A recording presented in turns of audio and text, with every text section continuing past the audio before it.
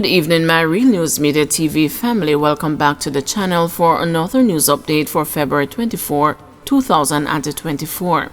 And in the news this evening, alleged St. Catherine overseas employment fraudster remanded.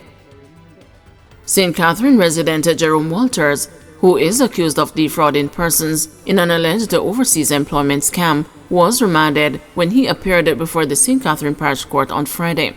Walters is charged with obtaining money by means of false pretense and a fraudulent conversion. However, bail was extended for his co-accused Kadeen Hamilton, who is charged with a conspiracy to defraud. 25 of the complainants, who allegedly paid $74,000 each, were in court. Presiding Parish Court Judge Yvette Wentworth Miller informed them to keep in touch with the police to see how the matter progresses. The accused were ordered to return to court on March 8, when the matter will again be mentioned. Allegations outlined by the Clerk of Courts are that between November 2023 and February 2024, the accused purported to be a recruiter for a work and travel program in Canada. It was outlined that Hamilton was Walter's personal secretary, who would allegedly make contact with the complainants. The court heard that each complainant was required to pay $74,000 each, which was lodged to accounts at two commercial banks under the name Walters World Exchange Services. It is being alleged that the complainants were told that the money would be going to his business associates in Canada as part of the jobs program. With no jobs and multiple excuses, the persons who allegedly paid the money became disquiet and later contacted the police. An investigation revealed that the license for Walters' business to operate expired in 2021. He was subsequently arrested and further investigations led to fraud charges being laid. The court was informed that Walters is being represented by King's Counsel Peter Champagny. Mother and daughter killed in Bluefields, Westmoreland crash laid to rest. 3 months after their tragic deaths, family and their friends gathered solemnly at the Church of God of Prophecy in White House, Westmoreland on Saturday to celebrate the life of 15-year-old schoolgirl Lavicia Forrester and her 39-year-old mother, Petrina Wallace. The bereaved wept openly at the loss of a sister, daughter, granddaughter, and a schoolmate.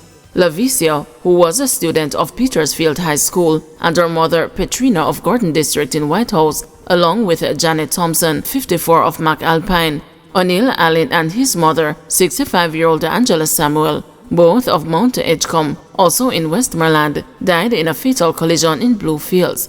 It is reported that about 3:30 p.m. on November 13, 2023, the 5 people and another passenger were aboard a gray Toyota now being driven by 47-year-old Delroy Rodney of Belmont District when the minivan collided with a truck which was traveling in the opposite direction on the Bluefields Road.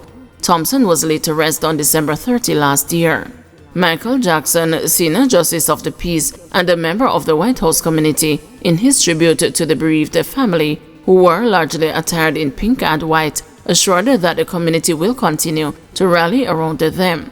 On behalf of the community of White House, let me extend sincere condolences to your family, Jackson said. However somber this day is, I am assuring you that we will continue to pray for you.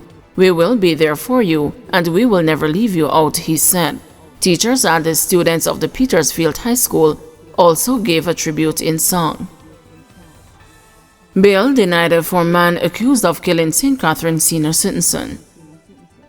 One of 2 men charged in connection with the 2020 murder of a senior citizen was denied bail in the St. Catherine Circuit Court on Friday. 29-year-old laborer Jordan Coleman Edwards of Gothurst District, who is charged with murder and robbery with aggravation, was told that he would be further remanded in light of a damning community report.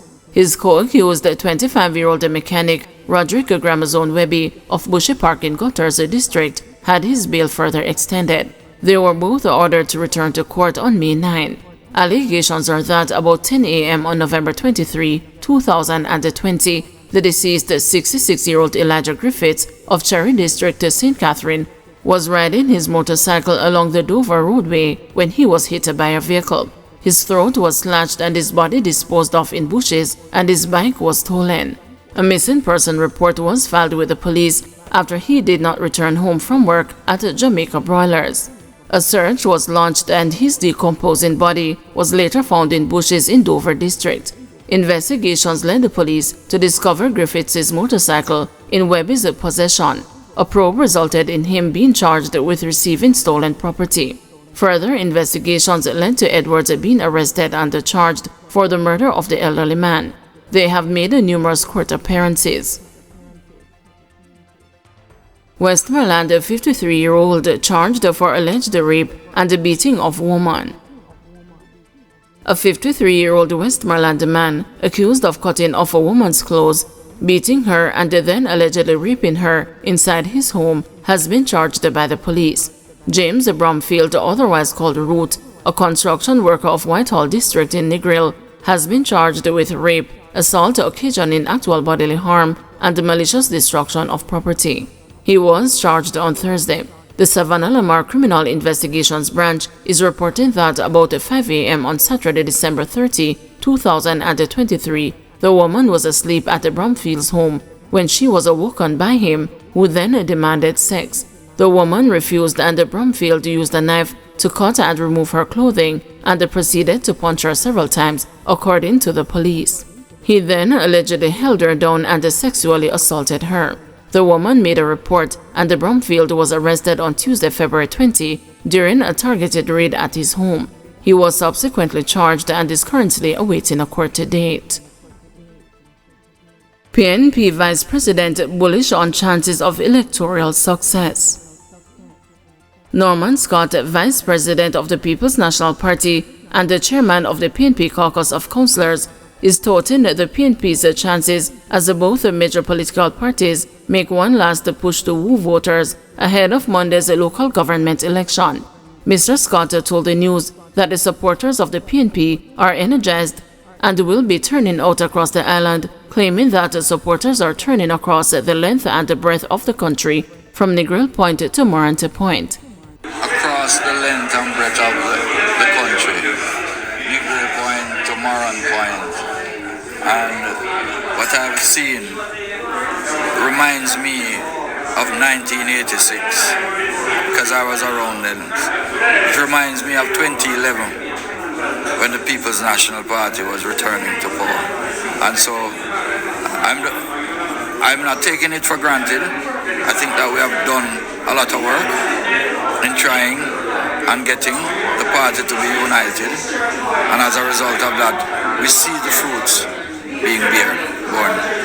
And I think that the party will be very much triumphant come the night of the 26th.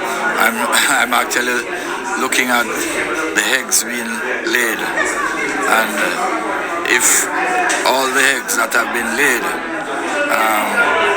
are germinated, then we are expecting that the PNP is going to be taking most of the municipalities.